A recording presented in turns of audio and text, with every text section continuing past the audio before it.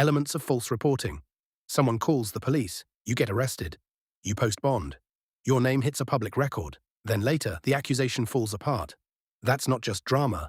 That's the territory of false reporting. False reporting isn't about being wrong. It's about knowingly giving law enforcement false information that triggers an investigation, arrest, or official action. The key word is knowingly. The law doesn't punish mistakes. It punishes deliberate fabrication. Most states treat false reporting as a crime because it weaponizes state power. When someone files a knowingly false complaint, they're not just lying to a person. They're activating badges, handcuffs, databases, and sometimes GPS monitoring.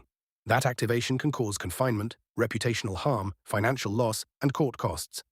Legally, the elements usually look something like this. First, a person makes a report to law enforcement or a public agency. Second, the information given is materially false. Material means it matters. It would influence the officer's decision. Third, the person knew it was false or acted with reckless disregard for the truth. Fourth, the report triggers official action, investigation, arrest, resource deployment. Notice what's not required. You don't need a conviction of the accused person to evaluate false reporting. What matters is the falsity and the knowledge behind it. Courts take this seriously because false reports distort probable cause.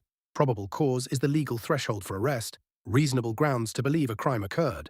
If that foundation is built on intentional lies, the entire enforcement action can become unstable. Now zoom out. False reporting isn't just about criminal liability. In civil law, knowingly false accusations that lead to arrest or prosecution can intersect with malicious prosecution, abuse of process, or defamation. Depending on the jurisdiction and facts, those are separate doctrines, but they orbit the same core harm: state power being triggered by deception. The pattern to watch is this. When private conflict escalates into repeated police calls that lack objective support, and each call amplifies consequences, you're no longer looking at neighbor disputes. You're looking at structural misuse of enforcement mechanisms. Law isn't just rules, it's force allocation. False reporting reallocates force under false pretenses. And when force is misallocated, someone pays with time, money, liberty, or reputation. That's why the elements matter. They decode the harm,